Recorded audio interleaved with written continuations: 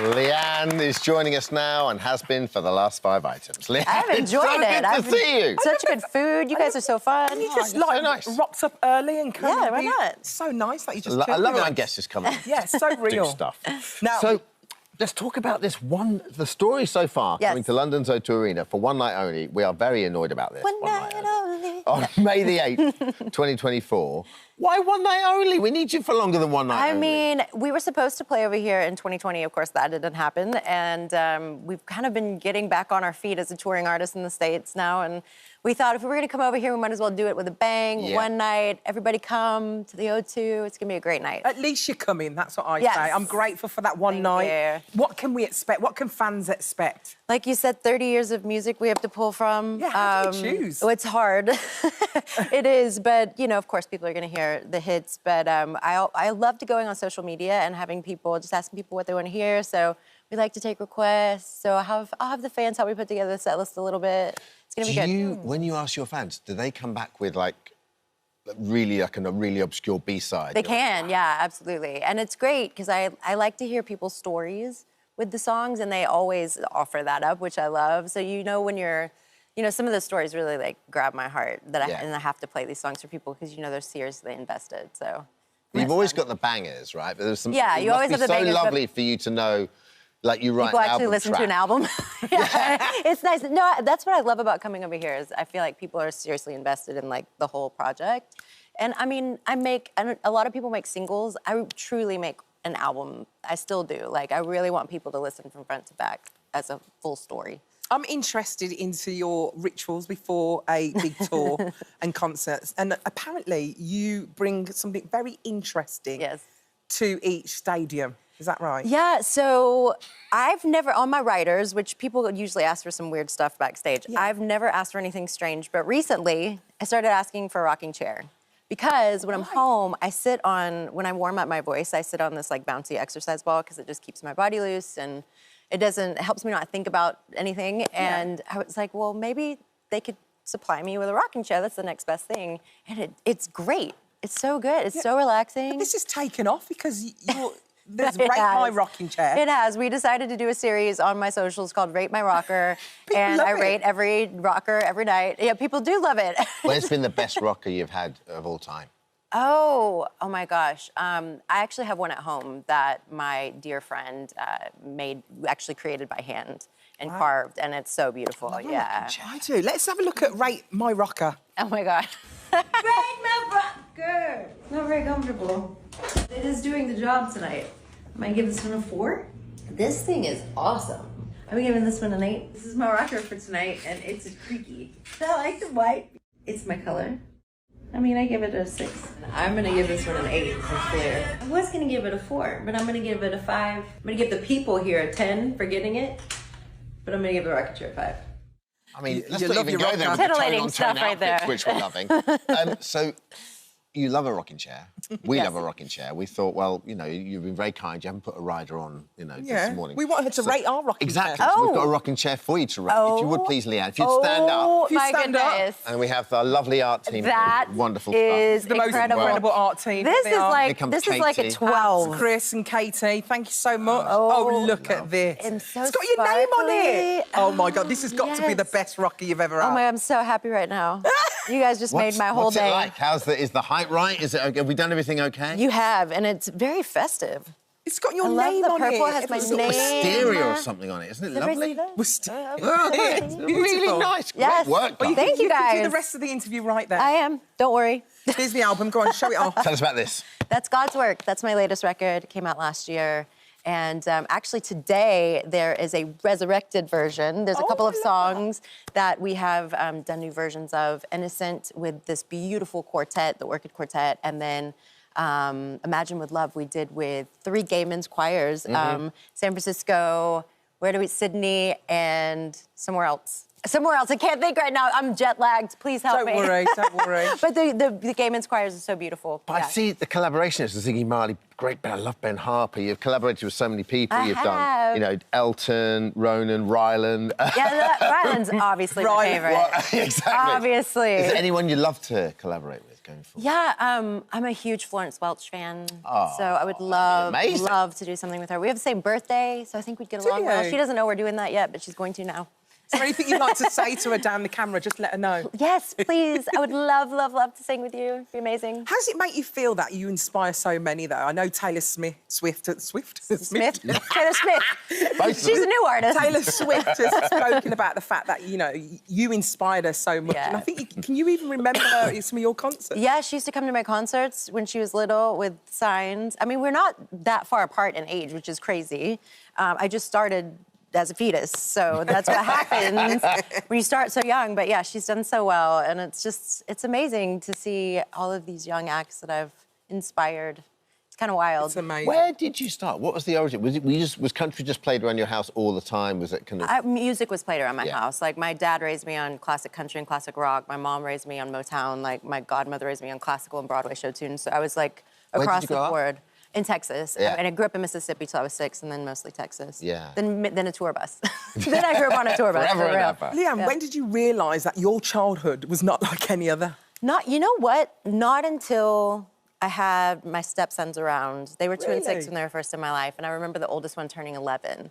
That's the year I signed my record deal. I was 11. And I looked at him, and it really caught me off guard for the first time. I realized, oh my gosh, like, I was doing things at his age that were so adult. And for me, it was very normal back then, but now having these 2 young kids around and actually them having, like, a very normal childhood, I started to realize how strange mine was. Wow. Yeah. And lastly, before we let you go, we've heard that you've sampled much of our cuisine, including the infamous Nando's. Oh, yes. What heat did you go for? Well, I do like the lemon and herb because I have to be really careful with my voice. I can't do a lot of things spicy. Can't be doing that extra. Yeah. We need to get you up to medium. Well, at least. If I'm not singing on one of those days, I do have medium. The garlic medium thing, so good. So good, my favourite. The story so far coming out London's O2 Arena, one night only on May the 8th, 2024. Tickets on sale from today. Thank you. Can I pack it?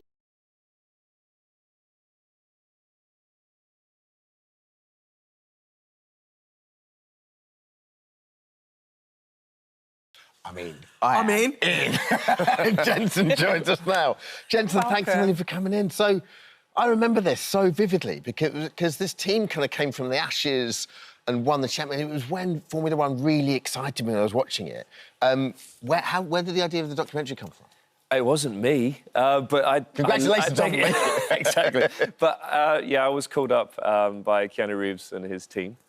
And said, Must have been a weird call. Yeah, slightly. And, you know, would you like to meet for lunch? You want to talk about go for lunch with him? The Brawn year and whether we can make a documentary about it. It's like, amazing. So, yeah, everything fell into place. And I have to say, I mean, the story's already there, right? Yeah. The team that was bought for £1 has this massive high of winning lots of races at the start of the season, and then it hits the floor and we're struggling, and then we win the championship at the end. Oh, I've just given it away. Do you still get excited watching the documentary to know what's going to happen, even though you know what's going to happen? Excited.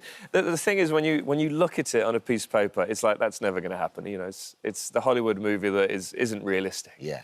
But it did happen. But when you're living in it, nowhere near as fun as watching it because it was so stressful that season. But I have to say that, you know, with Keanu Reeves doing all of the interviews with everyone, you kind of open up a little bit. And, you know, when Keanu asks you a question, you answer it. So I didn't know he was a massive fan of Formula One at all. When did you know that beforehand? He's been to a few races, but I think he was asked the question, you know, have you heard about this 2009 season where this team was bought for £1 and they went on to win the championship? And he's like, sorry, what? And, you know, his creative juices started flowing and, yeah, and he came up with this idea. Because when the team was bought for £1, and did you think, well, I'm going to stay with it, presumably under contract, but you're going to stay with this team, did you have any idea that you were going to be that year was going to be as successful as it was? No. I mean, I tried to get out of it. Did you? But, yeah, because, I mean, the team didn't look like it was going to exist. Yeah. So I asked around and my manager spoke to Christian Horner about a drive at his team and the junior team, and they said, no, you know, it's all the contracts are done. Yeah. So then it's like, OK, well, let's work hard to make this happen. And we found some people that were interested in owning the team, but I don't think it would have worked out that way. And Ross coming in and actually buying the team for £1 with his leadership, it's a big reason why this worked out. But you know, we had to cut and shut the car as well. The car was made to work with one type of engine, and then we had to go and plead for somebody to give us an engine to put in the back to fit it in the car. Because you forget the legacy of this team has gone on really to be the Mercedes team, right? Yeah. I mean, that's where So Mercedes what happened then? So Honda pulled out and you were left with literally in No chaos, engine. the whole team. So 600 people were about to be made redundant. 700 people. 700 people. In the team, which is mad in itself, right, to build 2 racing cars to go racing. Yeah. And Honda owned the team at that time. So they pulled out and they took their engines with them. We still had the car itself and the aerodynamic package. I mean, there's a lot of money that was spent on this car. It's not a fluke that we were competitive in 2009, but then we had to get another engine, and the guys did an amazing job of fitting it together, went testing. We were quickest at the first test that we did, and everyone had been testing for days before that. So that's when it clicked, and, you know, we thought we've got something special. It must be the most exciting. When you're in a season where you've got a shot at winning the world title, it must, because we look at it now, and wrongly, we presume it's a relatively easy thing to do, right? Because it isn't. And I've been to, like, races, I've been to pole position, you know, and you know, you're a fan as well. It's so hard. It takes so much out of you. And, you know, It does. this is kind of like meeting between car and man, you know. So, but when you're there and you can see it, like, you know, I've got a shot of winning this, do you remember Taste that it. fondly now? It makes it worse. Because you put so much pressure on yourself, because you think, this might be my only chance of reaching my dream that I've had since I was 8 years old. And everything was going so well at the start of the year, winning races. But then when you're winning, everything else is a failure. And you see that with Max Verstappen, how annoyed he gets when they're not quite quick enough. And you put so much pressure on yourself. And then when it does dip off, it just spiraled for me. Mentally, I struggled with it massively. I wasn't in the right frame of mind, and it took a long time to get out that rut. And it took people around me, including my late father, to really help me win this title. So. Wow. Can I just ask a quick question with regards to the actual documentary? Because it doesn't just follow stuff on the track, does it? It's stuff behind the scenes. Did you learn quite a lot that you didn't know? That's a good point. I did. Because when you're in the moment, you're just focused on your job, you know, getting the job done. But there was so much going on behind the scenes, you know, where the team didn't have any money and we were owed money by Bernie Eccleston. And, yeah, let's not go there. And then you had FOTA, which was all of the teams wanting to break away from Formula One and start their own category. Wow. So Just there's really so quickly, much going on. because we've only got 30 seconds left. I know you've ridden NASCAR, but can you tell us what you're going to do next? Because you are going to drive again, aren't you? Tell us the exciting news. Well, it's not an exclusive, I'm sorry to say, but exactly. But I will be racing next year in endurance racing, and for me, that's where it's at. I love that team atmosphere, fighting Like for Le Mans victory. and stuff? Le Mans. Oh, amazing. It never leaves you. Jensen, thank you, mate. All episodes of Brawn, the Impossible Formula One story, will be available on Disney Plus on Wednesday, the 15th of November. Thanks, Jensen.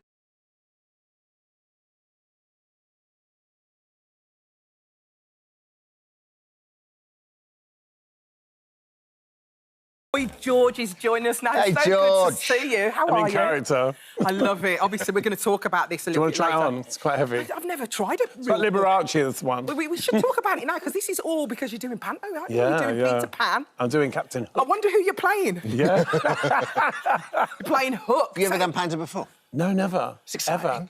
You're you know gonna what? love it, you know. I went to... And I've done 6 shows. I've already done it, but I went to see Julie and Clary in Panto last year. Isn't he good? Great. It's amazing. And Is it I've never Jack in been the before. Beanstalk? Never been before. Yeah. I don't know why. And then sort of, when you're in it, it's the kids that make the panto. Yeah. 'Cause Yeah. I get booed. It's amazing. But also, you make so many friends with the cast and crew and the Yeah. people in front of house and behind. It's just such a lovely thing to do. It is, yeah. It's so On good its to back. see you. Yeah. Thanks, No, buddy. you're like, I'll steal it. It's quite warm as well. Let's talk about Karma. It's your brand new book. Yes. It's the 3rd memoir. I didn't know. It's 3 memoirs. Yeah, there's one called Take It Like a Man, and there's one in the middle. I can't remember the name of it. Don't read that. Read the Bible. Get that Bhagavad close up. Gita or anything like that. And this is more like sort of a mixture of the two, more balanced, I think. More balanced. Do you Well, wish almost like this is the first one you'd written, because you're writing this from a man that's lived, you've had your whole life, and... No, I don't regret sort of anything I've done, because that's pointless. Yeah. But definitely learn from it. Like, definitely learn from it. I mean, because, you know, we always... It's good to say what we do, but it's better to do what we do. Yeah. You know, I think the difference between me back then and now is that I actually do all the things that I used to say I did. You actually do it now? I do meditate, I do chant, I do all those things, I do affirmations. I'm very involved in that now, whereas before I talked about it. I'm really spiritual. Second book was like, I'm really getting I didn't realise it was a doing thing. I thought it was just something you said. The thing is, you're not joking, because we got a little glimpse into that in the fact that when we saw you in the jungle, you did meditate, you did chant. Yeah. And what do you get from doing that? What is it for you? Does it just calm you and put you on a level pegging? In the jungle, the most amazing thing, when we went into those trials where I had to put my hand into the thing, and you're not allowed to look, because they don't look, so you put your hand into the snake, I was like, oh, I was doing all this, and it worked. And it worked? It worked, because what happens is it takes you out of that fear of the moment, because that's what they're working with in there. Yeah. It's the sort of energy and the didn't fear. you? Well, there was just so many times when obviously, when I was chanting in the morning, I was doing it in the treehouse. They made out I did it all day long, which was rubbish. And also, I didn't wake anyone up. That's just rubbish. There was this creature that kept squawking, and everyone thought it was me. I was like, that's not me. It wasn't you at all. Why would they have thought that? But because I remember I saw you in Graham Norton last week, and you sort of you said I sort of couldn't believe I was in there as well, and that's what we thought when we saw you in there. So did you enjoy the experience overall in Jungle? Not at the time. I think a lot of things in life are hindsight, aren't they? You go, oh my God, I can't believe I did that. But actually, what did I get out of it? And I think it's a lot with me. One of my greatest traits, if you like, is that I just forget things. Like, I walked out of the jungle, I was like, oh yeah, I was just in there, and I forgot all about it. I couldn't wait to go. They told me not to eat. I ate everything. I had like 65 pizzas. Nothing happened. I was like, I'm going to be fine. But once I was out there, I was like, oh my God, I can't believe I put myself through it, because I like clean. I like very tidy. I was washing up, and I like the fact that you put yourself to the test and you went through it. Obviously, we've got loads of celebrities going to do it. I did it. I didn't enjoy it, I'll be honest with you, because I went in halfway through, so everyone was established. No salt. I mean, what's no that about? Salt. Well, we had the salt because we had Gillian McKeith. She had salt in her knickers. I know. And we used to season up the rice. Salt in her knickers? She brought salt and she smuggled seasoning. in salt? Yeah, but you know what? It elevated the rice. Always. But of course. It was amazing. I mean, but did anyone know that she got salt? Yeah. So she got found out, and they confiscated everything. Wow. But so that's going to be in there for a long time. Let's talk about this book, because it documents your childhood to present. Yeah. And you dedicated it to your late mum. And my dad and my brothers as well, yeah. Do you think she would have liked it? Oh, my God. My mum, even up until when she was 84, she always wanted to come everywhere. If I said I'm going to Australia, she goes, let me go. And I'll say, Mum, you can't go. She goes, why? Put me in the back of the plane, I'll be fine. She used to love it all. She just always, she was Aquarian, she just loved going places, and she just, always said yes. You know, if she wasn't in the mood, she weren't moved, you know, like if she wasn't in the mood to go out, it was like, no, leave me alone, do my crossword. But when you said something exciting was happening, my mum was always in. I love the relationship with your dad as well, because, you know, it was obviously kind of complex, but I love when you came out, this is such a sort of tender thing for your dad to do. You just went, no, I used to wear pink shirts back in the day. I remember my dad going like, getting my shoulders going, these are all yours, and I used to put socks in my shoulders T-shirts. I was like, well, they're not really. Like, that's about £6 socks. Going back, do you ever think about how you was a trailblazer, though? Like, going back in the day, you've got this butch guy, he's gay, the things he used to wear. Yeah, I mean, I don't think about it. I think when you're 19 or 20, you're like, you just don't understand why anyone cares. It's like, well, why do you care what I'm wearing? I still feel like that. I mean, to do with sexuality or anything, like, I just think, why do you care? It's got nothing to do with you. You haven't got to do it. Leave it to the experts. Do you know what I mean? It's so true. I think that, you know, when you melt it all down, you know, I mean, I grew up in sort of a very multicultural city, and that shaped who I was, you know. So growing up in southeast London, you know, I had so many cultures around me, Indian culture, Jamaican culture, every kind of person. And my dad used to have United Nations. Our kitchen in the morning was just full of rastas. Like, people making comments about the way I looked. I had to get up in the morning to make a cup of tea, and there'd be like a load of guys going, oh, I like your hair colour, and all this. You'd be like, oh, leave me alone. That was my life growing up. You know, my dad was Aquarian as well, and he just loved... My dad was like the Pied Piper. That's great. Everyone loved my dad. Everyone followed him. Everyone knew him. You couldn't go out without someone shouting out my dad's name. And it's just such an exciting time to be in music in the 80s as well. And, like, starting out the Blitz Club and all around that way, and the amount of acts that were in there with you. I remember watching that great Spandau Ballet documentary. Like, did it feel like it was a turning point, that kind of post-punk Do you know era? what's funny? Because obviously a lot of that music I appreciate more now. Yeah. At the time, it's like competition, hate them all. I was like, oh, I did it first. You know, all that sort of stupid, like, wanting to be the only gay person in the charts, couldn't stand any other gay person. Like, you know, just couldn't understand that there was room for everyone. You have grown, haven't you? Yeah, we have. You have But grown. I think rock and roll is quite hostile. Yeah. I think that's what I've learned over the years. You know, like, you think you meet someone who's a musician, you're going to get on with them, but it's, you know, they're just people. They're just Do you know what I mean? It's interesting. I think as I've got older, I realised, like, often the most interesting person in the room isn't someone that looks outrageous, isn't the drag queen, it's someone's mum, Auntie June at the wedding, you know, someone you go and sit and talk to them and you go, oh, my God, I thought I knew everything. So I think that's the difference. I've always been interested. Even when I was a kid, I loved older people. I was never, like, hate the world, and I was always being told to butt out of everyone's They've always got good stories, though, the older generation. Yeah, They've got good stories.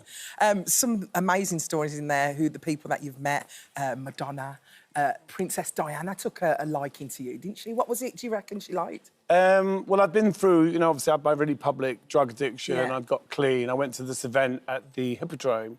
I was with my mum. My mum was a real royal. I wasn't particularly, I mean, you know, it's like theatrical. To me, it's like a reality TV show. Yeah. But my mum loved the royals and she loved the Queen. So I met Diana and I said, will you meet my mum? And she was like, oh, yeah. And obviously, I put her on the spot. She couldn't say no. Everyone was watching. So my mum sat with her for like 20 minutes, and my mum loved it. What a moment for your Very mum. sweet to her. Great moment for your mum. She loved it. My mum was wearing this gold, like, sequin top. I was like, there she is over there, and it was so hilarious. It's unbelievable. George, what was it like when Culture Club like hit and suddenly you're doing so well? It must have been such a weird time in the music industry because they can't. I guess the record execs can't really pigeonhole you. They can't tell you what to do. You're selling too many records. You're too valuable to them. But I guess they don't really know what to make of you. I think in the end, though, you know, it's like fame. Being famous becomes like a thing. You're starting going to parties, and it's like, oh, everyone wants my photo, and you forget why you do what you do. Yeah. I think, actually, you know, I enjoy being Boy George now more than I did at the top. You know, at the right height of it, it was a nightmare. But now I love it. Because you get it, don't you? You get I the get whole it. process. Well, there's nothing to care. That's what I get. Yeah. It's like, you know, it's like, you know, you signed up for this, so you might as well enjoy it. So I would say to everyone, like, it doesn't matter. It shouldn't be like, you know, getting ready for the show. I used to get so wound up. Now I'm like literally people coming in, you know, chilling, chanting, whatever. I try to enjoy every bit of it. Every bit of it. Not just, you know, the gig, but all of it. You know, it's all you're fun. helping so many people. There's so many Boy George tribute acts. I lived with one for a whole year. You remember Jason? Yes. He was incredible. How do you feel about them making money off you? I don't mind, really. I think it's good. It's like people sometimes say, like, people get autographs and say, oh, they're like bootleggers. I'm like, I don't care. They're being enterprising. I admire anyone that, like, gets off their bum and does the job, you know, and obviously, when I see someone trying to be me, I'm like, yeah, whatever. Not as good as me. Of course, you know, I was thinking, they haven't quite got the look right, you know. Yeah. But yeah, I think it's great that people can go out and make a living out of being me. That's insane. And I can do it as well. But I love also, I think you're an inspiration. I don't want to sound like a beauty queen, but I think you're an inspiration because you are clean and sober. You've been clean and sober so long, and you're still doing what you do, and you know, and you're getting the most out of every day. And that for me is like, we've all got mates that have been there, and that for me is like... Absolutely, you know, and... You know, I've been in so many situations where I'm like, this isn't my life. What have you done? You know, so, you know, I've always kind of... I think I'm more ambitious now. And I don't mean like in a sort of get out of my way that way, but I feel like, you know, there's so many great opportunities and you can sit around moaning about everything, can't you? And there's like everything... People say, oh, you work so hard. I'm like, I don't think of what I do as work. Yeah. I don't get stressed out about it. I was just in New York 2 days ago. I was in the studio yesterday working on a track with Stuart Price, a track I wrote 40 years ago. No. I found this old song and I was like, let's try and redo it. This is your 60 songs for... This is a separate thing for a movie that's 61. coming up. But I was like, oh, this is amazing. And I went back and found these lyrics, because I do top lines. So I write the words and the melody, like sort of Bernie Taupin, that's what I do. So, yeah, so I've been looking back at sort of, you know, what inspired me when I was 17. Like, what was I thinking? I used the word devil a lot when I was 17. Did you? Yeah. What's the word of the day now? What do you use word now? of the day now. What's your word? Because I know that book was not going to be called Karma, was it? It wasn't. I wanted to call it something. Oh, God. I wanted to call it Like and witches, another thing or something like witches. It sounds like witches. Oh, I wanted to call it Bitchy But Soulful. There we go. That's the one. Bitchy But Soulful.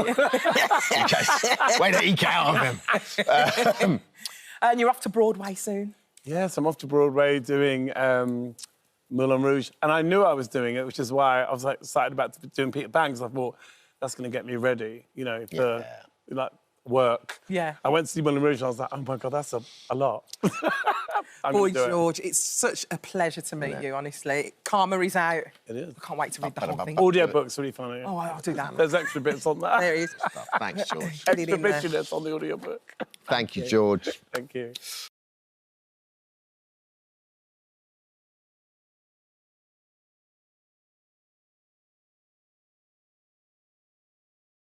Now, it was the feud that took the country and the world by storm, Rebecca Vardy versus Colleen Rooney. In what began with a bombshell tweet, it sparked one of the biggest tabloid scandals in recent years and ended with a high court battle like no other. Now, in a new explosive documentary, Colleen shares her side of the story for the very first time. Hot on the heels of the new series, Colleen has also released a new autobiography called My Account. So to tell us all about it, Colleen joins us now. Hi. And do you know what's interesting? I've watched the show and I thought it was brilliant. And actually, it must, after all of this time, it almost became social media's story, the world story. We've spoke about it on the news on this show several times. And everybody else had their bit to say. It must have been quite refreshing to go, hang on a minute, this is how it went from my side. It's exactly that. That was, you know, you hear people say what they think or what, you know, what went on in their account. However, it was my story to tell, and that was where I took my time. I don't rush into things, so I did take time, and then it felt like the right time to do the documentary and also the book as well, just to answer the questions that people wanted to hear, and that was missing in the story that everyone thought that went on as well. How are you? Because I'd imagine if all that pent up and all that information and just to let it go, how does it feel? Oh, so good. It was just like a massive cloud being lifted. It was just a niggle there. You know, when you just tried to forget about it, it was just constantly there. I've never been involved in a court case before, and I would never wish it on my worst enemy. It was so draining. It was horrible. And it just took time away from my personal life and, you know, being with the kids. It was just constantly there, and it just drained me. And I can imagine, like you said before yourself, that you're not one to rush into things. And, you know, I definitely learnt that watching the show, that you really took your time. You really sort of... It was considered, right? You really thought this through. I can imagine to sort of sit on that is quite hard, and you almost must come obsessed with it to a degree.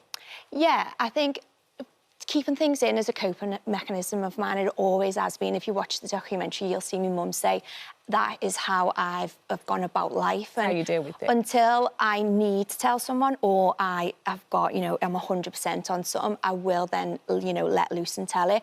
However, I don't like to put a burden on anyone else. I don't like to trouble people with my worries when they've got their own worries in life. So I try and deal with it as much as I can until either I crack it or I've just had enough and just need to say it. See, this is what's so fascinating about the book, because it actually reads like a detective novel. Because the investigations you do on your own, no help at all.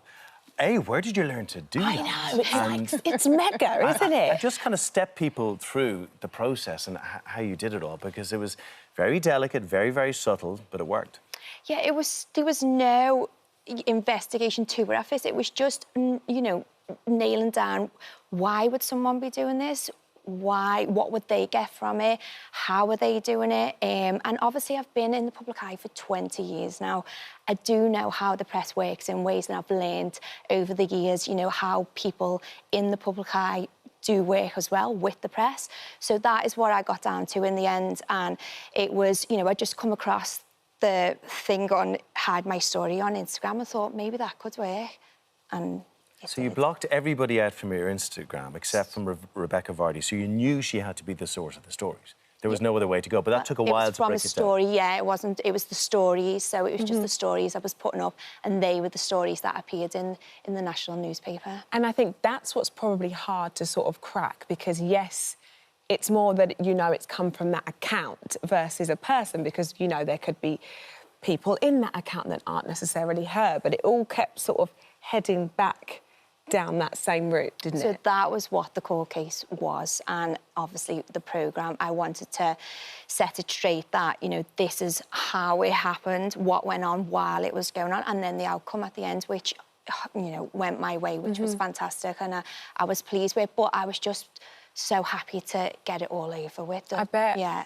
I bet. And when you're doing this, and when you're sort of almost setting a trap, as it were, and hoping that you get your answer, I guess you must have... The last thing that you could have expected was that this was going to end up in the big sort of frenzy that it was, and ultimately resulting in that huge court case and that trial. That must have been so far from your thoughts at the time. I never in a million years thought I would go to court over an Instagram post. I just, you know, obviously it was the post that got me to court, but what went on before it, I just felt like, why am I getting took to court when it's happened to me? And that's where I struggled, where I just had to just keep going. And there was a few times where I thought, I want to get rid of this. And I was so close to giving in, but I knew I was telling the truth. So all I had to do was just battle on and just keep telling my truth.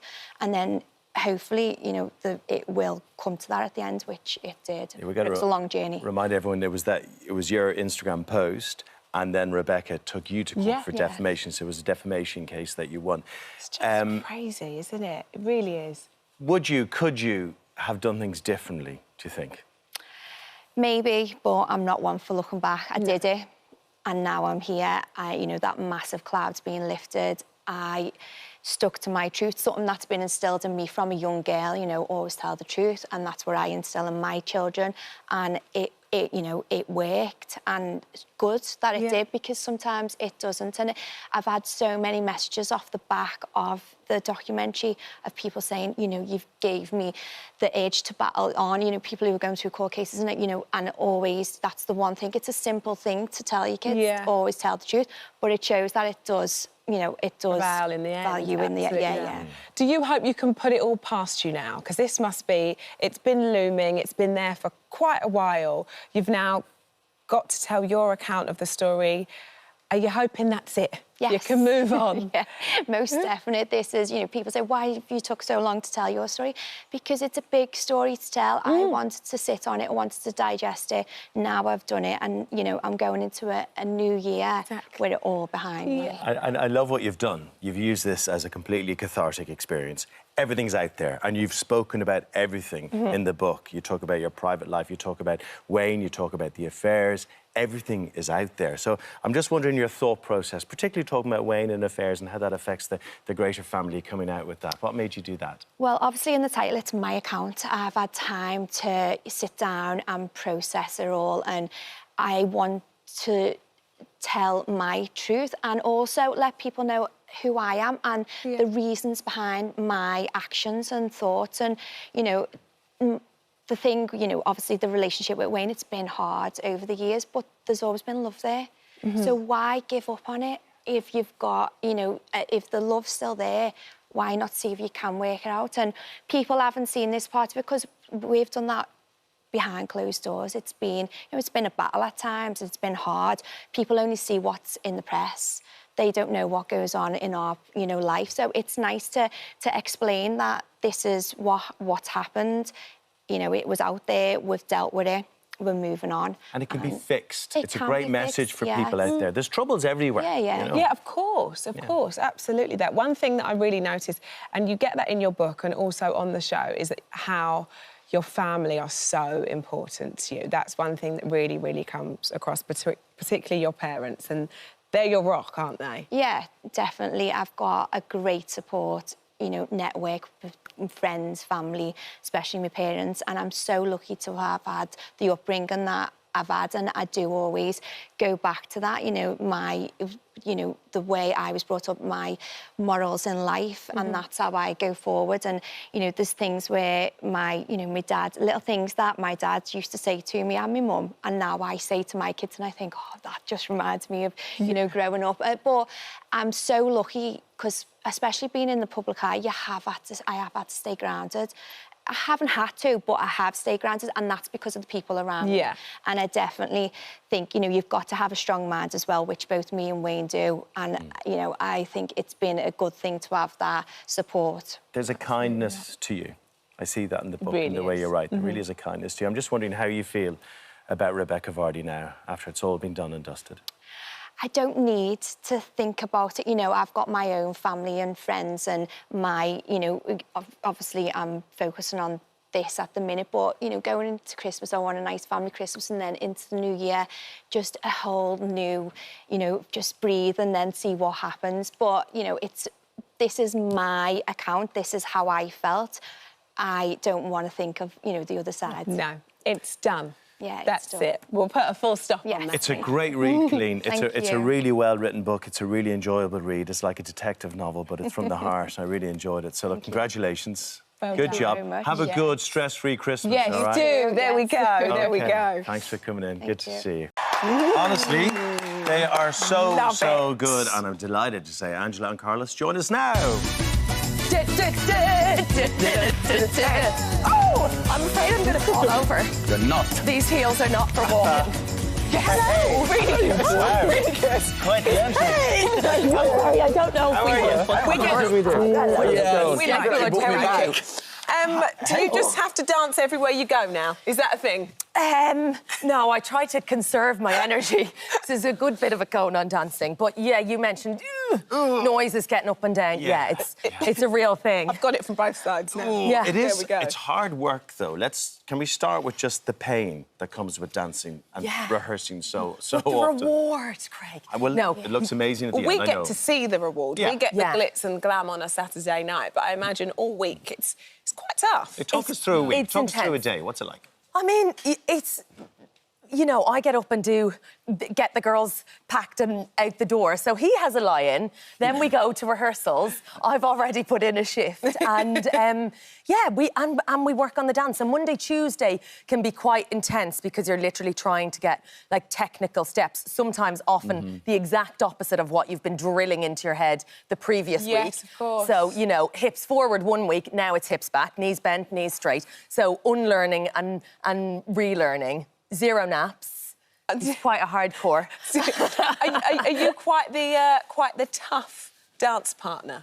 Do you put her through her paces? We actually had a lot of fun with the dancing, but when I come to the technique, and because I want her to good, so with the details are really tough. She has to repeat until the way that I want her to do. And this woman, she's suffered a bit from me, but. At least you said. But also he does this thing where he's like, as in, do that again. And I realised when I was teaching my daughter at phonics the other day and she was getting wrong, I would go, try that again. And I thought, oh, yeah, no, I'm the child in the training room. I was just about to say, that sounds like me as a mum. Yeah, exactly. How do you, on a Monday morning, go into the dance studio and just forget about the weekend before and just start all over again? It's got to be quite hard to let it go. It can be quite hard. And, you know, as you mentioned, we were bottom of the leaderboard joint with Adam last week, which was, you know, it's quite bruising. Yeah. And we had worked really hard. It had been a difficult week for lots of reasons. But I thought we did a really great performance. We loved it. We had a great time doing the samba, which is technically, I'm told... Yes, well, that's what I've heard too. I was reading this brief this morning, and that's the one to beat, isn't it? It's samba. tricky. You look like you're having a ball, though. I have to say, yes, that might have been a tough week for you for lots of different reasons, and the leaderboard situation wasn't ideal. But you look like you're really enjoying yourself. How do you plan to bounce back this week? Because I know when you get to this point of Strictly, you all want to stay, don't you? You want to be there till the end. Exactly. Is iconic, and we are very determined to make it to Blackpool. And actually, I think I kind of quite thrive on the challenge of bouncing back. And what I've learned, I think, you know, the appeal for me with Strictly actually was the physicality of it. After having 2 kids, I kind of thought, oh, this would be a major challenge, getting in and becoming fit and strong. And what I've realised is that, you know, emotionally, kind of picking yourself up every single week after sometimes not ideal, sometimes, you know, you're high as a kite, and then getting back and putting in as much effort and as much enthusiasm is it's kind of amazing. Yeah. You know, to be able to do that. And for me, you know, that's what I'm really determined to do, is to kind of, you know, stay buoyed. And, I mean, he's been massively... You become a fighter in the end. She was like, I'm fighting, I'm not going anywhere. Let's go. That's it. Blackpool's in 2 weeks, and that's a big deal because Blackpool's like the spiritual hub of ballroom dance. Exactly that. Okay, exactly so that. Like beautiful architecture, bigger audience, bouncy floor, whatever that It's means. like you're in Blackpool, you can become a dancer without moving your body. Sounds right up my street. Okay. Sounds like somewhere I need to go. Spiritually. There ain't much movement, I tell you. Carlos, for you, this is your second year as a Strictly Pro. How are you? Do you feel a lot more settled this year? How are you finding it? You know, Rochelle, I'm more excited, actually. And because it's my second year, my first year was nervous. I don't know nothing about in the show what's going on. This year, I know most of it, but I'm still really excited about the bits I don't know, and I'm more in control with myself. And especially when I had Angela this year, I was like, yes! My second year gonna be even better. I was like, yeah, I'm living best of my life. Tell us a bit about yourself, though, and your dance history, because you're quite the superstar back at home, aren't you? Thank you very much. And I've started dancing when I was a kid, and it's just because I really, really love the music, and I got react and moving my body when I hear any kind of the music. And like any other dancer, I wasn't really a good boy at school. You know, I wasn't really behaved. So my mum says she saw my talent, and also she sent me to the dance club. And the reason why it's ballroom dancing is because she's fancying my first teacher, and she's a single mum. So I was like, my mum said, OK, we'll go this time, because this teacher lives... She's quite nice, actually. My son's going here. Yeah, that here we are. Just imagine the teacher was the rugby coach. It could have gone a very different way for you guys. Exactly. Exactly that. I know that it is intense. As we've said, it's the glamour, it's the fun. Then, I suppose, it's now become a passion. Like, who knew that you could love this so much? Injuries? How have you been on the injury front?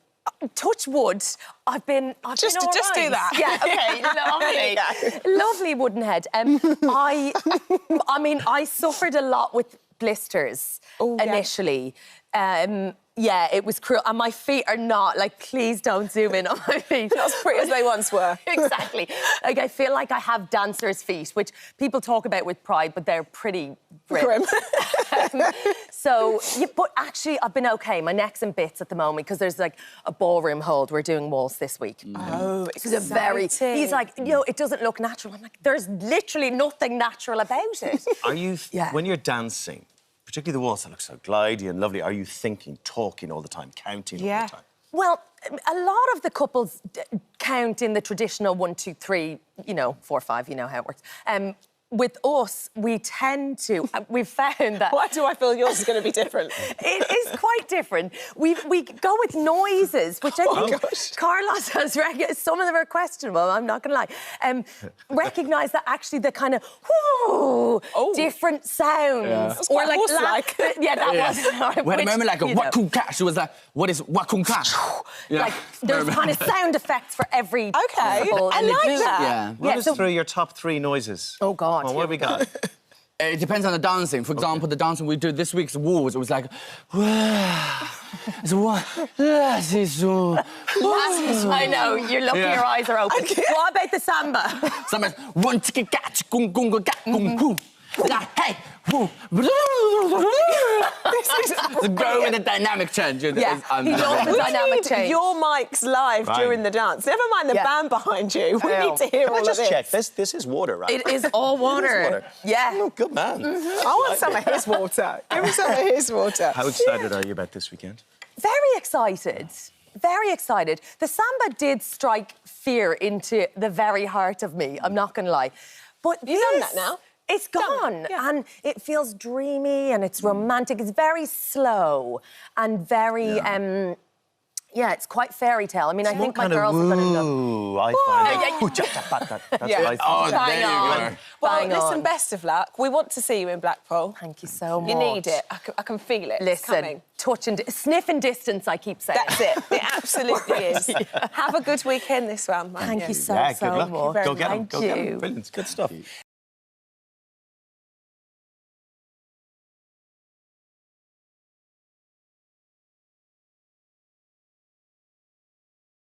We all enjoyed that on the sofa, including our next guest, who has won not 1, but 2 Grammy Awards, toured the world. He's performed at Glastonbury.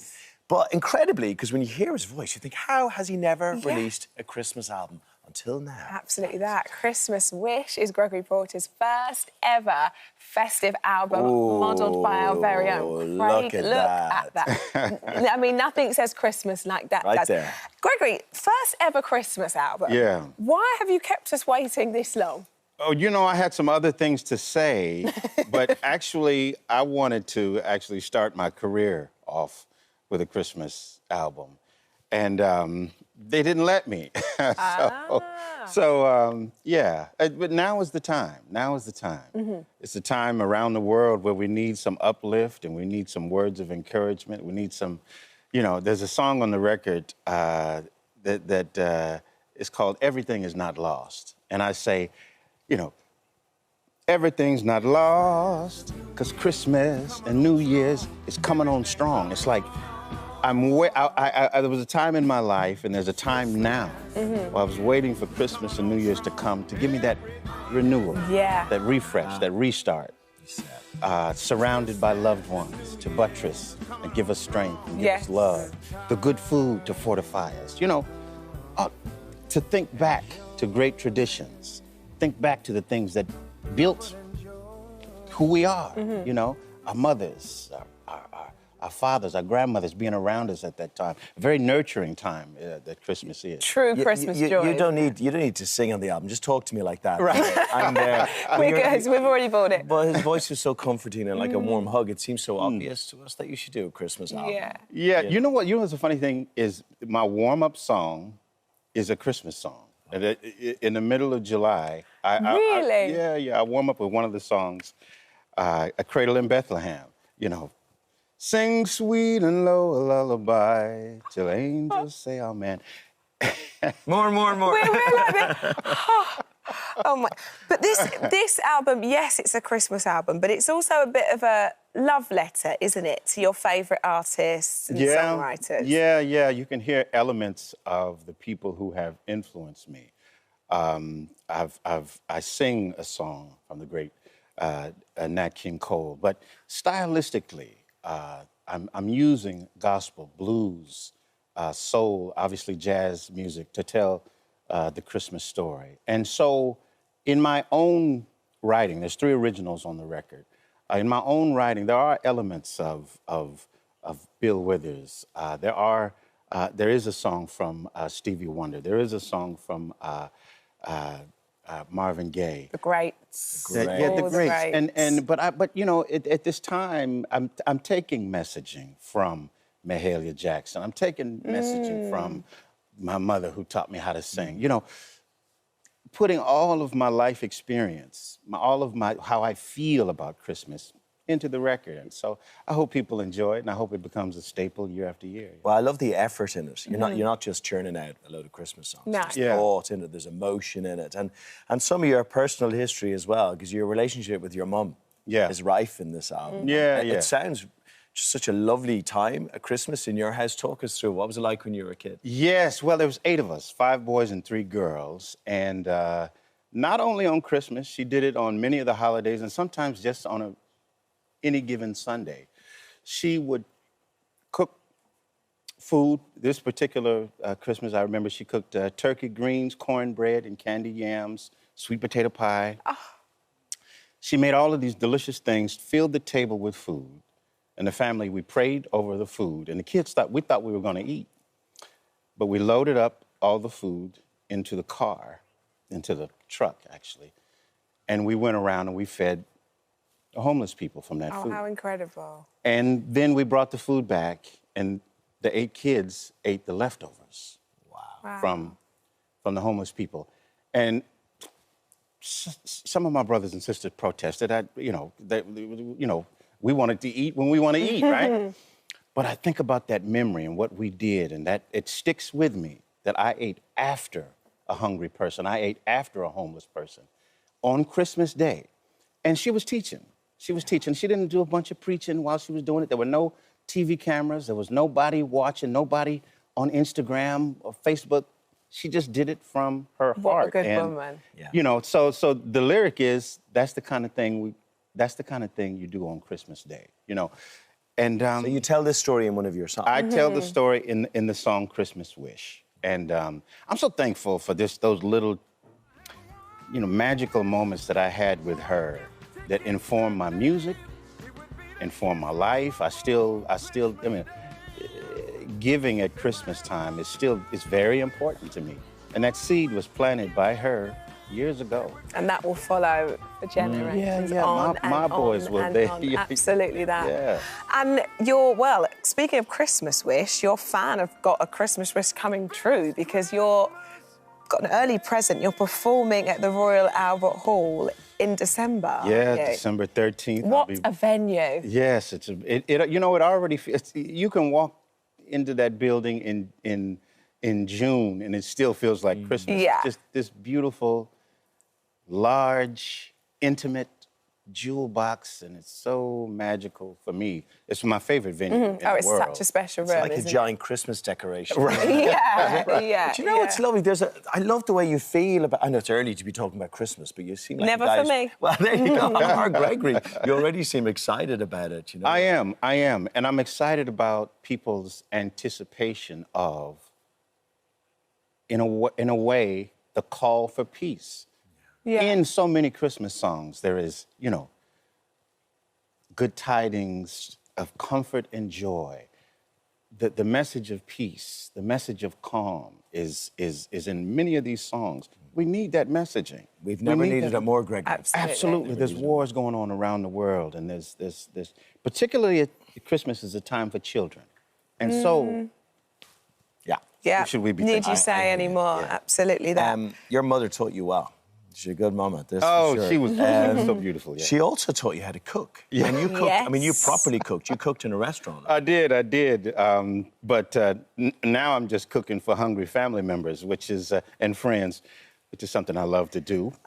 Do we count as friends? Is that okay? Absolutely. Come on, you talking about? Should we cook? Shall we? Do you mind? Because you're going to show Come us one of your over. favourite dishes. Let's go do it. This is really exciting. It's like, what can this man not do? I've never had a sweet potato pie, but I've seen it in so many Christmas films. Okay. That's Can I very use kind. one of these? Absolutely, yeah. Okay, all right. I'm gonna just. Yeah, I think this morning they're going to like you wearing that, Gregory. I think that's gonna... Okay. There we go. You got that? Yeah. Okay. So we have our sweet potato. Hey, Greggy, man, we're going to do this. We're going to promo the show. Let's promo the show. Let's get this. Let's get this. Let's get this. Let me do this for you. Let's get this. There we go. There we go. Let me tie it off for you here. This morning. Oopsie. We have a few sweet potatoes here, but I'm going to show you. We boiled the sweet potatoes, make them nice, soft, and tender. Okay. This is not how I thought my day was going to go. So you boil them skins on and all, yeah? Yes. So they don't get all watery. I mean, even if you cut them up into cubes and boil it that way, it's still fine. It'll be just like, do it just like mashed potatoes. But anyway, you get that going in there. Tell us about your cooking experience then, what it was like working in a restaurant. Oh, it was beautiful because actually everything starts with Mama, right? Yeah. And I was cooking with her in her kitchen, and I really enjoyed that. And after college, was looking for, a job. And I got the opportunity to work making vegetarian food. Oh, nice. Yeah, and then all different types of dishes. But that extended to, after that, I started to do small catering, small dinner parties, and small weddings. Okay. I had a limit up to about 40, 50 people. If it got bigger than that, it was a little bit too overwhelming. Bit too stressful. Yeah. There you go. I was going to say, Yeah. I could imagine, though. Yeah. Okay, so we have our sweet potatoes. Are we allowed to try it? Can we try whilst you're doing this? Yeah. It's a bit of a enjoy. tease. Right. This is particularly, I would say, I want to call it maybe the third American favorite pie. Maybe the #1 American pie is apple pie. Oh, wow. Then there's the pumpkin pie, but the sweet potato pie is particularly... Oh, my. It's so delicious. It's an African American favorite, but I've never delicious. had sweet potato pie ever. It's really interesting It's so flavour. good. We're going in with our melted butter. Oh, my word. Really nice. We're going in with our light so brown good. sugar. We're going in. Is this your mum's recipe? This is Yeah, the family recipe. This is family recipe. I've done a little modification. I've thrown a little bit more butter in there, but that's just me. Who's counting? Who's counting? You know, don't worry about all delicious. the sugar. It's Christmas time. Make it sweet, you know? It's quite a lot of sugar. But do you know what? It's worth it because it tastes very, very good. You're not supposed to have 18 pieces. Yeah, well, I'd eat the whole thing. So, I mean, your whole journey in the music business is not... You didn't go the traditional route. I mean, relatively quite late, really, for you to really get going, wasn't it? Yeah. My first record, I got recording about 38. I was doing many things before that. I was using my voice. I was singing my tail off in the clubs, trying to find a way to a record deal. It happened late for me, and I'm glad that it happened late for me because I know what I want to say now. I know what I want to sing. I know how I want to inspire people. I know that I don't want to waste this opportunity when I have people's ear. I suppose you appreciate it more when you've waited that. Right. I've had some ups and downs in love, and I want to pick people up with love. That's where I'm at. So what have you added in now? I had nutmeg, cinnamon. Now we're putting in buttermilk.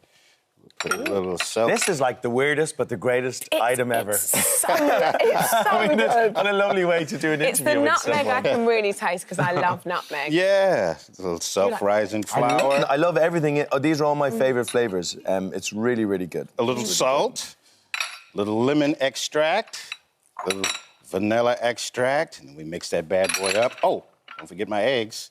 A couple of eggs. And then, you know, we incorporate this. So get all that together. Yeah, we get all that together. Boom, boom, boom, boom, boom. Let's see, we're mixing. That looks fun. Christmas. Yeah. Christmas, for me, happens in the air. The sounds coming from the record player, Gregory Porter's Christmas Wish, Nat King Cole's Christmas album, Mahalia Jackson's Christmas music. That flowing in the air, the smell of cinnamon, the smell of turkey, the smell of ham, the smell of all of these wonderful, sweet and savory things floating in the air with music. It's just such a strong memory for me. I almost can't eat sweet potato pie without hearing my mother and without hearing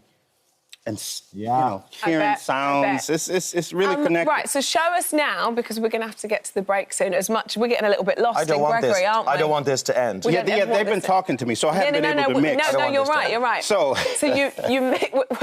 we're too into Gregory. You can tell. So that goes in. This goes in, boom, like this.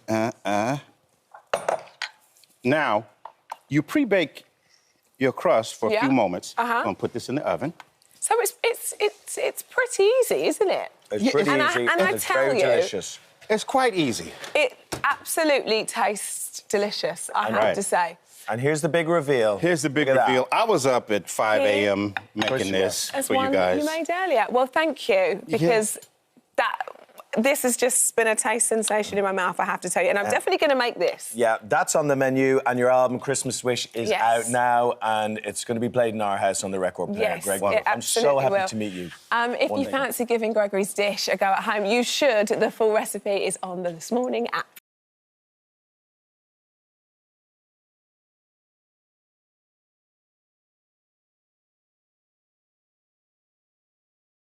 It's brilliant. That's really made me laugh. It feels like a lifetime ago, doesn't it, all that? It does, and to be honest, I find it quite hard to watch because I don't know if it made a lot of sense then, but now it looks absolutely bonkers. It's like, what am I doing? But makes no sense. Brilliantly bonkers, though. It's brilliant. That's the kitchen disco I want to be at. Oh, cheers. Well, everybody was welcome, and that was the thing about it.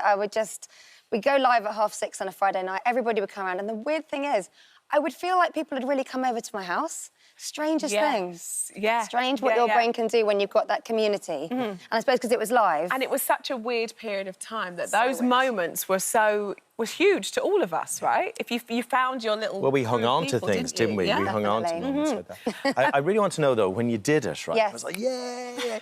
When you just stopped, did you all just go, right? No, we were on a real for a while. Did you stay there for the rest of the night? Definitely on a high. And I think, look, I didn't need a pandemic to know I love music and that it can make me feel better, but it really strengthened my relationship with singing and why it is that I do what I do. So when we went back to work and been able to do all the gigs and the festivals, I feel like I've been enjoying it more than ever. Like, I feel like I'm in the best terms with my day job I've ever been, because I just get so much joy from it. Yeah. So, yeah, it's really special. That's so interesting, isn't it? Because so many different artists, musicians had all of that stripped away. Yes. You know, that industry was really impacted with obviously everything live stopping. So when everybody was back on the road and back on tour, I suppose you've got a new level of appreciation for what it is you do. 100%, and not just what I do, but all the people I work with, all the economy that comes out of all those gigs, all those venues, all those festivals, and just all the work, all the people doing all the things. I used to just think about, oh, I'm turning up, I'm doing this, and if my crew can't work with me, they'll be with someone else. And suddenly it was like, no, this is actually, we're all part of something. Yeah. And there's a community in that too. And I work with my husband, I work with my brother Jack is my drummer. So, you know, we're together, we're tight, we have these experiences, so being able to get back to it has been glorious. And you're still going and you're evolving and you're changing and you're going to talk to us about what the next step is now. A bit of festive fun. What's going on there? So halfway through the lockdown discos, we thought, Richard, my husband, and I thought, if we could do this in front of real people when we're allowed to again, have a disco under one roof, it'd be really special. So we did our first kitchen disco tour last year in the UK. And it was magic and really moving. And so suddenly seeing the faces of all the people who'd been the other side of the screen for the lockdown ones, it's quite hard to articulate how special it was. And I thought, you know what I think is ripe when it comes to parties and discos is Christmas time. Oh, yes. So, yeah, I had this idea, let's do a Christmas kitchen disco tour. And I've basically tried to pour into it as much Christmas as I think people can tolerate. So Christmas songs, but also party classics, my songs, festivity. I want people to feel like they step into the auditorium and they're inside a snow globe and they can just leave the outside world behind for a little minute and just have a really lovely time with us. Unashamed Christmas stuff. Yeah, exactly. I love it. And, you know, we all need that escapism. There's so much, you know, craziness happening in the world. And these moments of joy are really important, aren't they? They are. And I think, you know, when I first started doing the lockdown discos, I thought, is this really odd thing to be doing juxtaposed to heavy news? But actually, I've realised there's real validity in being able to do something silly and fun when your brain is preoccupied with a lot of heaviness a lot of the time. Yes. So just having that punctuation, and when you said, you know, when you stopped filming, did you all just kind of flop? I think that's what I realised, the tonic of, not just for me, but for the kids, of the punctuation of like, oh, our mum and dad are doing the music, we can just jump around. We all felt better afterwards. It's quite powerful, that it really is. Yeah, It really is. absolutely that. Now, we were talking about your boys earlier in the break, because your eldest is 19 now. Yes. And that must be a whole sort of... Is he involved in the kitchen disco? You know what, when it comes to the touring, I don't take them on the road with me. They might pop out on stage when I do the Hammersmith Apollo, the Hammersmith Apollo on December 5th, because that's the one near our home in London. So they might pop out for the end of that. But my eldest, he's just moved out, actually, and he's moved in with my mum 10 minutes away, so it's quite wholesome. Sweet. Yeah. And that's of a course, big step, though, isn't it? I can imagine. Goodness me, my eldest is 10, and that feels like... Also, what happens when they're 16 with boys and you ask them to dance with you in the kitchen? They do this, I'm not doing that, stupid. That's what they say. They don't. They get all serious, do they? No? I'm going to fight their corner because I feel like I do have 5 boys, but I don't have like 5 of the same person. And some of them love music and love dancing, and others, you know, I've got one of mine who never wants to come to one of my gigs. He doesn't get gigs at all. Music is just like, huh.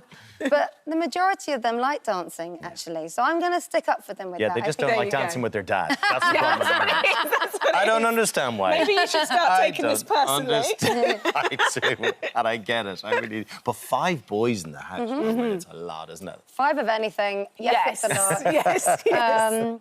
I mean, look, yes, it's a lot of headspace, but I really love the chaos of big family life, luckily. I'm in with that a lot. I like the fact that there's always things happening. You know, you'll find, you know, one of the kids under the table, they've made a little den, someone else has run in with something else going on, another one's brought 4 mates over. I like all that energy, and it's such a good antidote to the daftness of my day job as well sometimes. They never ask me, like, oh, how did your gig go? They'll just tell me about their day, and I think I like all that. But that's quite nice. That's quite nice. And for you, having such a busy house, I suppose these moments where you do get to go and do your own thing are like bliss, right? So precious, yes, definitely. And 20 years you've been doing this for now, like, which is what... long now, isn't it? Which is it's actually a bit longer crazy. than that. And we must say you haven't aged. I don't know how you've done that. Oh, that's with 5 generous. children, but you have not aged. Thank you. Has your style of performing changed? Yes, over the years? massively. I was so inhibited when I started. I would never dance. I would stand really still. I found it really hard to talk to the audience. I would make silly jokes in between songs if... actually, maybe that bit hasn't changed. But now I can chat a lot more easily, and that's that lovely feeling of... I'm 44 now, and I really don't care what people think of my dancing. Yeah. So I just twirl around. I don't really stop. Whenever I do the tour, I learn fun facts about the areas I go to. So I think the crowd must be like, we thought we came for music. They might come away with some trivia. There you go. Yeah. Yeah, I just have a ball with it, really. I think it's... Live work is always my favourite. I really like it. You can tell, watching those videos, you can tell. You know, you're right. It's the greatest gift of getting older, is not worrying about what people think. So Just nice. being yourself and having a great time. It's so liberating and so much fun, isn't I it? was never cool, and now I'm not chasing it. Oh, well, I'm with you, girl. Hey, I think you're cool now. Well, right back good at luck. This is amazing. Thank you. I'm all for things Christmas. So Yeah. the fact that you're too. doing a Christmas tour is absolutely brilliant. Bring it Thank you on. very Thanks so much. Good luck with everything. Thank Great you. talking to you. Good stuff.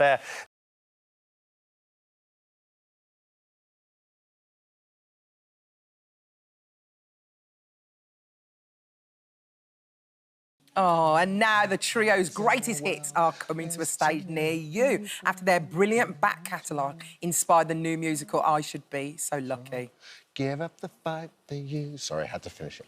After making his debut in Manchester last night, Pete Warman's joined us in the studio. How'd it go?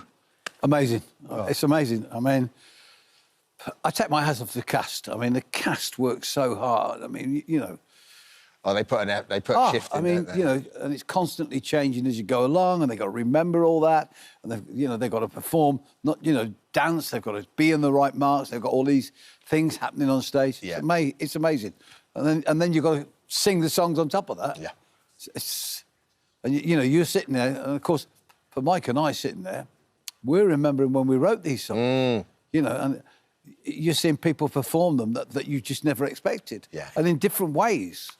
Did you find it quite an emotional experience? Oh, I cried. Really? Oh, yeah. And just thinking about the times gone by and stuff like that? Yeah, because you write lyrics. When we were writing, say, the Sonia song, we couldn't have written that as a ballad. So now you see it slightly differently and you realise why you wrote the lyrics. Yeah. And you go back to that moment that you did write that lyric and it's like, whoa. The singers are superb, so they get you as well as the audience, you know. So it's a new experience for you. Just to go back then, when you were in that sweet spot and it was just like hit after hit after hit, do you have any idea about the legacy you were creating? Or was it just very much in the moment? No, we had no idea. Honestly, no idea. Because if you remember, well, you wouldn't because you're not old enough, but journalists at the time were giving us grief about everything we were doing. I mean, we were hated by the record industry. Why? Why were you hated? Because we were writing pop songs. And they were trying to sell albums, and they thought what we were doing was like... gimmick. People thought our music was gimmicks. Really? Yeah. The Americans said we don't... I remember going to America, Rick, and they said we don't do gimmick singles here. Which is odd, because now, the idea of hooking up with a writing team, now, if you're an artist, is seen as completely, it's a collaborative experience, and the artist goes in and works with a team, and... Dermot, that's exactly what today's music is all. What we were doing back in the 80s is exactly where we are now. How did you write? Did you all, take a little part of the song, or did you take a song each? How did it work? No, we always, we would start with an idea. Yeah. And then we would go away and write a set of lyrics, give them to Mike, and Mike would put it all together.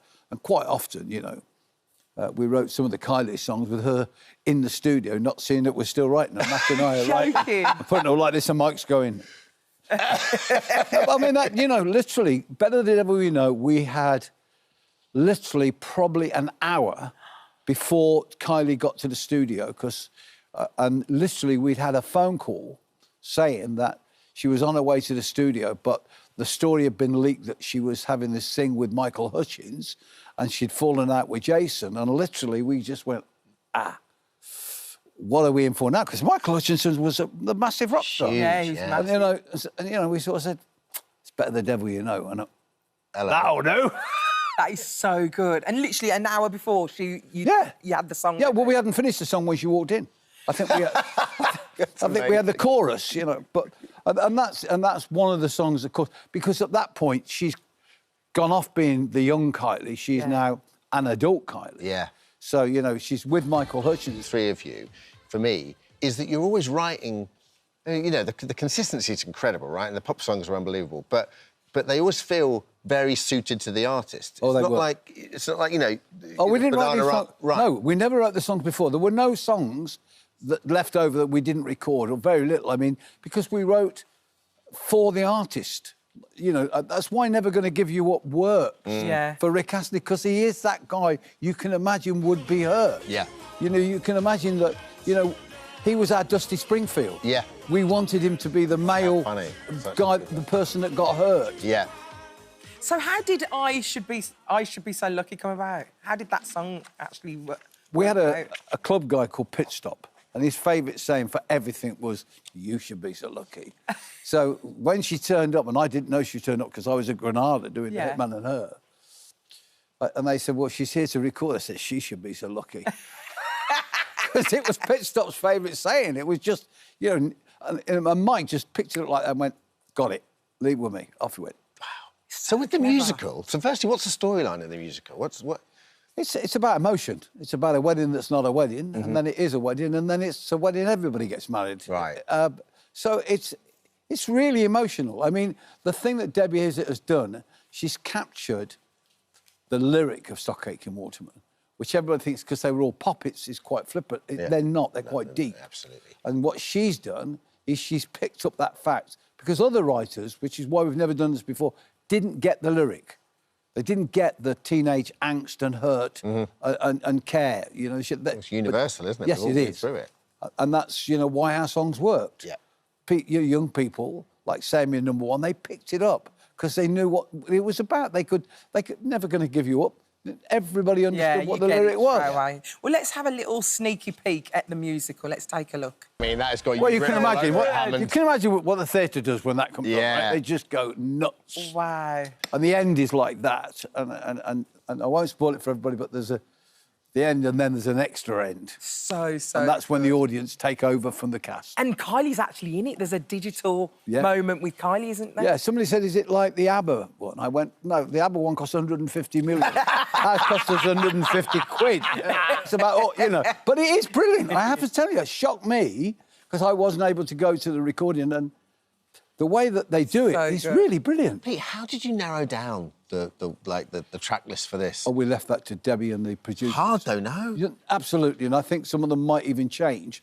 But that's, you know, you can't be that critical. Yeah. No. So you've got to say, well, you pick what you want, and let's have a look at them once you pick them. Brilliant. Yeah. Well, listen, best of luck with it. It sounds great. I Should Be So Lucky, the Stock Aitken and Waterman musical. Tickets are on sale now, and it's going everywhere, isn't it? Yeah, it's 27 weeks, and I'm going to one night in every theatre, so I'll pop up. Yeah, because I want to see the reaction all over the place. Yeah. Congratulations. Well, thank you. Thank you.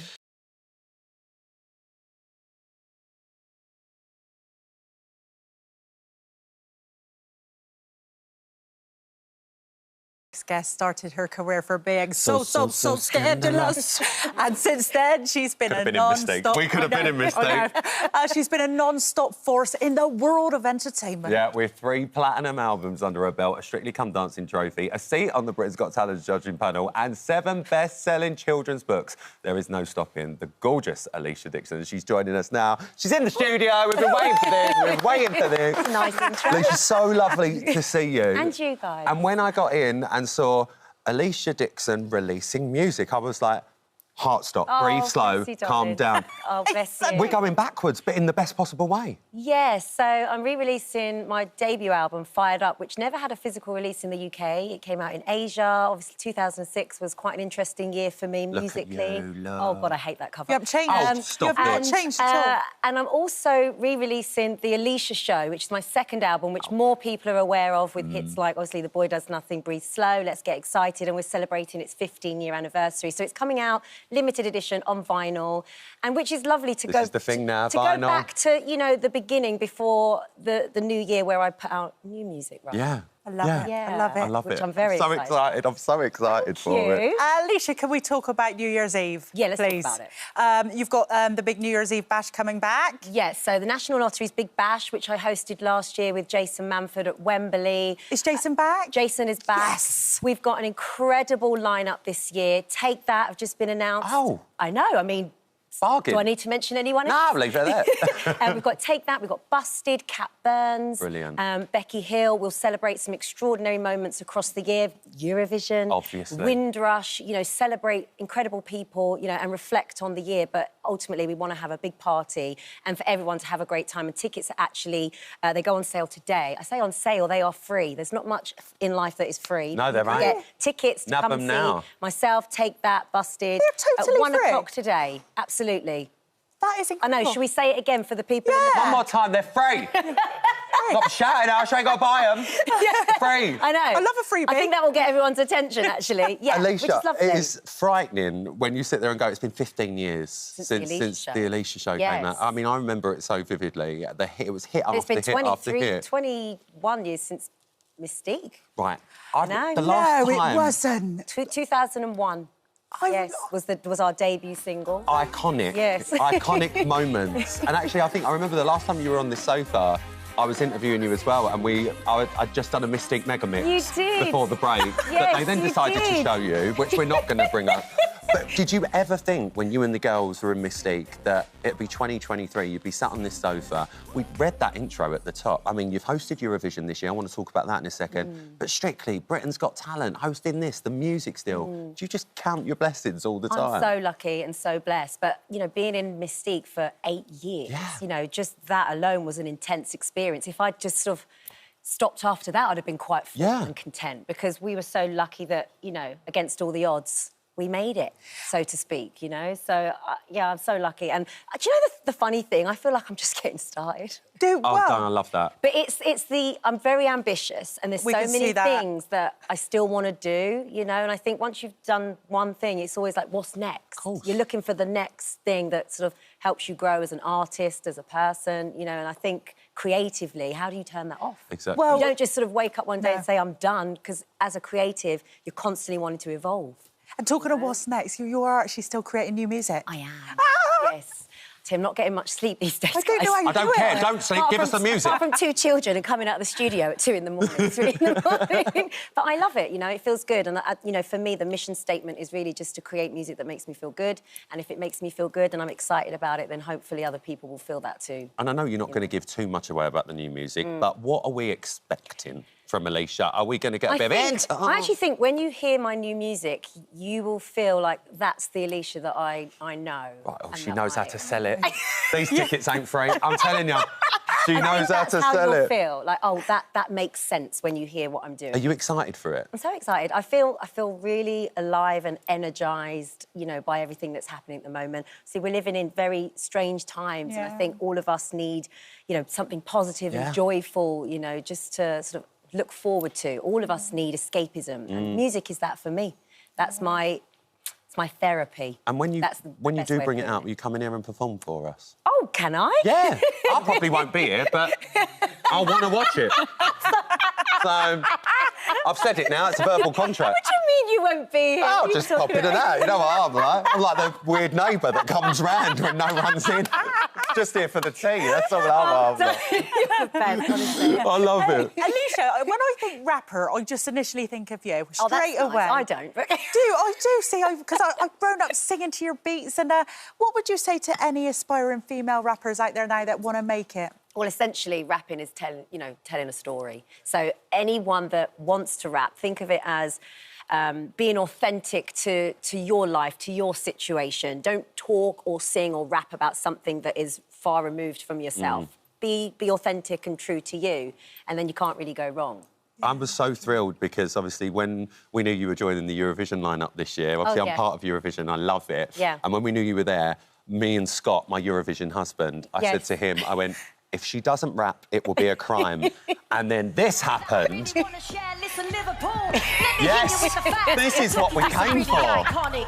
Good evening, Europe. They had to really convince me to do that. Well, I'm glad they did. It was amazing. Everyone in the arena, because obviously it was mainly a lot of British people in the arena because it was in Liverpool. Yeah.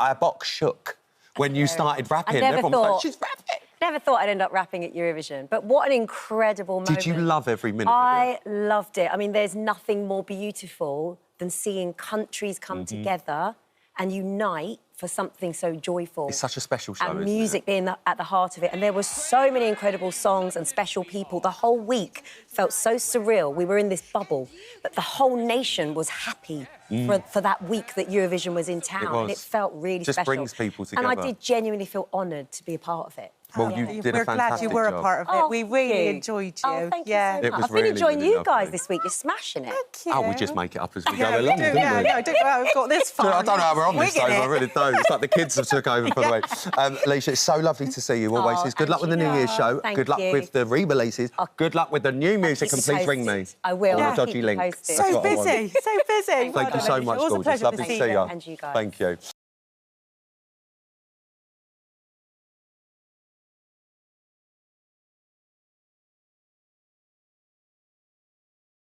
You're already thinking about stocking fillers for little ones, then look no further. Yes, Dr. Turndorf for Adam Kay has released yet another laugh Another one? Another one.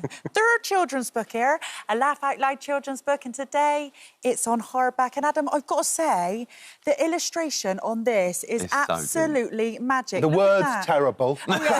Content. Words are all right. Try. Illustration amazing. It's so funny. So Henry Packer, who's a brilliant illustrator, he's a comedian himself, and he adds so much humour to it, and we write it all together. It's very collaborative. So yeah, even if you don't like reading words, there's lots of funny pictures. There's things we can look at. I can do this. We book. love the book. It's all about incredible inventions. Yeah.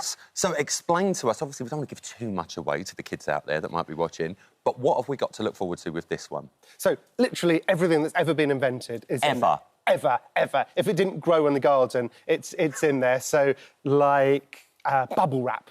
Yeah, I was reading this earlier. believe it. Tell us about bubble wrap, So please. bubble wrap, 1950s, started out as wallpaper. So these two guys, wanted this 3D wallpaper. So they made all this stuff, had millions of rolls of it. No one bought it. Looked absolutely terrible. Yeah. And then they were like, well, maybe we could wrap up our ornaments in it, and so that's, and more importantly, pop, pop, pop, pop, pop, pop, pop. And this book is for children because I'm in now. You'd constantly be popping your walls, wouldn't you? Yeah, you ought to be leaning on them, just trying to get the noise. I mean, they're meant to be for children. It says 7 to 12, but I hear from so many, because like after shows and things, people ask me to sign their books, and I say, who's this for? And they say, oh, that's for me. Yeah. That's Susan. You've had so much success, though, Adam, and rightly deserved as well. Did you ever believe the change of career for you when you did the first book would just take you to where you are now? No, I mean, I started writing my first book, This Is Going to Hurt, was about the NHS, and I think it's just testament to the country's rightful love for the NHS, also the country's love for disgusting stories. Yes.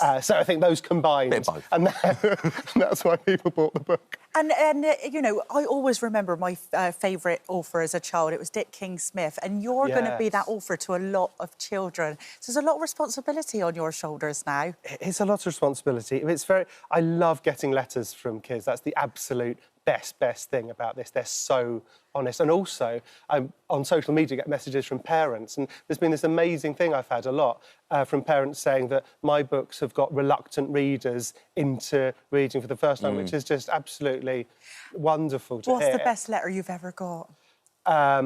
I've had a mum saying they're going to name their next child after me. No way. It's the first Adam one, like Kay. the book. So I don't think I'm going to do the surname. I think they were just going for Adam. But I mean, that's certainly... What's your name, little boy? Adam Kay Smith. That's my name, Adam Kay Smith.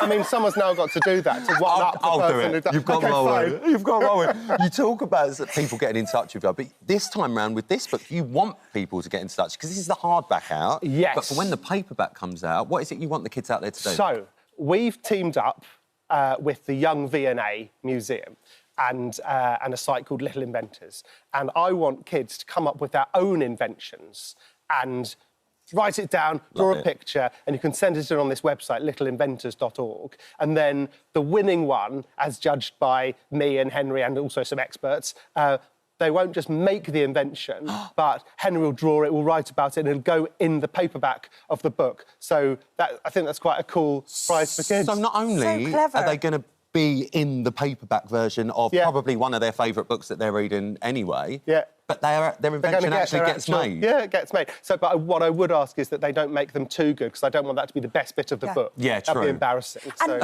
when they've made their invention, can we have them as well? Can you come on a show and show us? Absolutely. Is that Let's right? do it. Oh, Let's lovely. do it. Yeah, I think that's got a show written all over it It's itself, like Kids' hasn't it? Dragon's Den. Yeah. With Adam K. Smith. With That's what we'll go for. Talking of the kids as well, congratulations, because, I mean, you've welcomed your two, haven't you? I have, yes. That's why I'm looking so tired. You're not looking tired. Let's have a look. Look at that. That's just the pram. But, yeah. you know. How old are they now? Lovely. So they are 7 months and 11 months, which means I have to buy a birthday present for Ruby. Thanks for reminding me. When's the last time you actually had a full night's sleep? I'd say just over 11 months ago. And how have you been getting on as a new dad? Is it everything you wanted and more? I mean, it's absolutely amazing. I think being a junior doctor helped in terms of the sleep deprivation. Didn't help me in terms of any medical knowledge about the kids, but no, the kids are. I mean, they're obviously a nightmare, but everyone's kids are. But they've amazingly improved my life, and I'm dead lucky. Yeah. So, well, they do change your life. They really do. And beautiful pictures. But we've got to talk about your BAFTA. Because last time you were on the sofa, you won a BAFTA since. Was it really, how surreal was that? Oh, totally mad. Really was. I was so pleased. I was glad to get one myself, but I was so pleased that the show won a bunch, because every TV show, as you know, is a huge team effort. Of course. And everyone from like the casting and also Ben Whishaw himself getting. It was great. He was so good. And well deserved as well. Well done, you. Definitely, absolutely. I mean, now you've had the kids, and I know you're going to have many future plans when it comes down to the books, because I know how much the kids absolutely love them. Are the kids going to now, sort of, as they grow up, maybe influence you as to about what you're going to be writing about? Oh, that's a good question. I mean, I've mostly had the kids, so there's more people to read my children's books. So I've added 2 potential purchasers to that. Fine with that. Yeah. Every little help's getting you up that. I've always kept diaries since you know, decades ago, and I'm still keeping diaries, and certainly a huge proportion of my current diaries are full of things the kids have done / ruined, so I'm sure they'll appear at some point. I mean, you've been so busy, but what is the future for you? What does the future hold? What have you got in store for us next? What have I got? So, in the immediate future, I'm on stage in Salford next week. Lovely. With my comedy show of Undoctored at the wonderful Lowry Theatre. And then, after that, back to writing. I've got more books in the pipeline. I've started writing. I've nearly finished writing, actually. My first fiction book for kids. Brilliant. Called Dexter Proctor, the 10-year-old doctor. And so it does what it says on the tin, and it's funny and silly, and yeah. It's a classic Adam Kay already. I can sense it. Adam, honestly, it's such a pleasure to have you in. It really is. And to see your success is so lovely to see. Good luck with dad life. Thank you. And good luck with the book as well. And kids, get in touch. If you've got an invention, head to the website. We'll put it all out on our website as well. And you could be in the paperback version of this one. Adam, thank you so much. Thanks so much. Adam. Take care, mate. Thank you. Love that book.